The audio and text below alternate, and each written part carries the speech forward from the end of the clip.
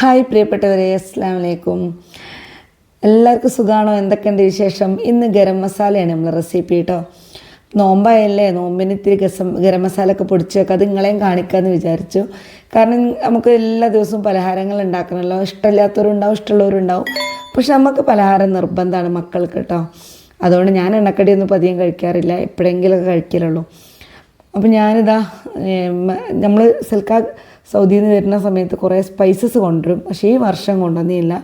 ഇത് കഴിഞ്ഞ വർഷം കൊണ്ടുവന്നതിൽ ബാക്കിയുള്ളതാണ്. പുതിയതൊന്നും ഞാൻ വാങ്ങിച്ചിട്ടില്ല, പെരുംജീരകം മാത്രമേ വാങ്ങിച്ചിട്ടുള്ളൂ. ബാക്കി എല്ലാ വരുന്ന സമയത്ത് നല്ല ക്വാളിറ്റി സാധനങ്ങൾ കൊണ്ടുവരുന്നതാണ്. പക്ഷെ കുറേ സൂക്ഷിച്ച് വെച്ചാൽ അതിൻ്റെ രുചിയും മണമൊക്കെ കുറച്ച് കുറയും കേട്ടോ. അതിൻ്റെ ഒരു കുഴപ്പം എന്തായാലും ഉണ്ടാവും. പക്ഷെ ഇത്രയും സാധനങ്ങൾ വീട്ടിൽ വെച്ചുകൊണ്ട് നമ്മൾ വേറെ വാങ്ങണ്ടല്ലോ എന്ന് കരുതി ഞാൻ അതന്നെ എടുത്തിട്ടുള്ളത്. അപ്പോൾ ആദ്യം ഞാൻ വേറെ പ്ലേറ്റിലായിരുന്നു എടുത്തത്. പക്ഷേ അപ്പോൾ അതിങ്ങനെ കാണിക്കുന്ന സമയത്ത് വല്ല വ്യക്തത ഇല്ലാത്തതുകൊണ്ടാണ് പുതിയ പ്ലേറ്റ് എടുത്തത്. അപ്പോൾ 6 ടേബിൾ സ്പൂണ് പെരുംജീരകം, 3 ടേബിൾ സ്പൂണ് ഗ്രാമ്പൂ, 2 ടേബിൾ സ്പൂണ് പട്ട ചെറിയ കഷ്ണങ്ങളാക്കിയതാണ് കേട്ടോ. പിന്നെ എന്താ പറയുക, 1.5 ടേബിൾ സ്പൂൺ ഏലക്കായ കുറച്ച് മതി, അത് വല്ലാത്തൊരു കുത്തലായിരിക്കും. ജാതിപത്രിക, പിന്നെ തക്കോലം, ഇത്രയും സാധനങ്ങൾ എടുത്തു. ചിലർ തക്കോലും ജാതിപത്രികയൊന്നും ചേർക്കാറില്ല കേട്ടോ. അത് അവനവൻ്റെ ഇഷ്ടമാണ്. ഞാനിതുപോലെ ഒരു യൂട്യൂബറുടെ വീഡിയോ കണ്ട് 2 വർഷം മുന്നേ ഉണ്ടാക്കി നോക്കിയപ്പോൾ എനിക്ക് ഭയങ്കര ടേസ്റ്റി ആയിട്ട് ഫീൽ ചെയ്തു. അപ്പോൾ എനിക്ക് അനുഭവം ഉള്ളതുകൊണ്ടാണ് അതേ സംഗതി നിങ്ങൾക്കും ഞാൻ കാണിച്ചു തരുന്നത് കേട്ടോ. പിന്നെ 1.5 ടേബിൾ സ്പൂണ് കുരുമുളക്, മുഴുവൻ കുരുമുളകാണ്. പിന്നെ 1 ടേബിൾ സ്പൂണ് നല്ല ജീരകം, ഒരു അരക്കഷ്ണം ജാതിക്ക പൊടിച്ചത്, 2 വഴനയില പീസാക്കിയത്. ഇത്രയും സാധനങ്ങളാണ് എടുത്തിട്ടുള്ളത്. നമുക്ക് ചട്ടി അടുപ്പത്ത് വെച്ച് ജസ്റ്റ് ഒന്ന് ചൂടാക്കി എടുക്കാം കേട്ടോ. അതായത് പൂപ്പലും ഇതൊന്നും വരാതിരിക്കാൻ കുറേ കാലം സൂക്ഷിച്ച് വെക്കുന്ന സമയത്ത്.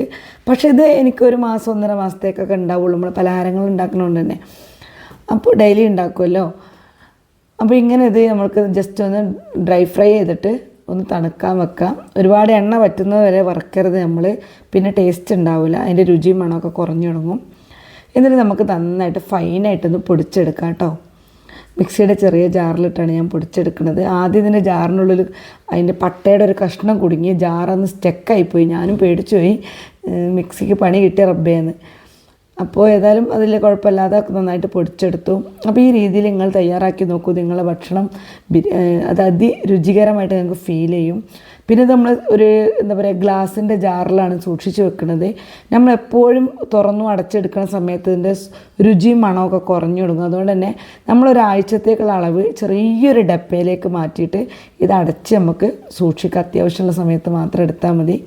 നിങ്ങൾക്ക് എല്ലാവർക്കും ഉപകാരപ്പെട്ടിട്ടുണ്ടാവും എന്ന് വിചാരിക്കുന്നു. നിങ്ങളെല്ലാവരും ഇതേപോലെ ഉണ്ടാക്കി നോക്കണം, നിങ്ങളുടെ അഭിപ്രായങ്ങൾ പറയണം. ഇങ്ങനെ കടലാസ് വെച്ച് അതിലേക്ക് ചെരിഞ്ഞ് കഴിഞ്ഞാൽ നമുക്ക് കുപ്പിയിലേക്ക് മാറ്റാൻ വളരെ എളുപ്പമായിരിക്കും. തീരെ നഷ്ടപ്പെടാത്ത രീതി നമുക്ക് ഇങ്ങനെ നമ്മൾ ഈ ജാറിൻ്റെ മുകളിൽ പേപ്പർ വെച്ച് അത് എന്താ പറയുക പൊടിച്ചെടുക്കുന്ന സമയത്ത് നമുക്ക് ഒട്ടും നഷ്ടപ്പെടില്ല കേട്ടോ.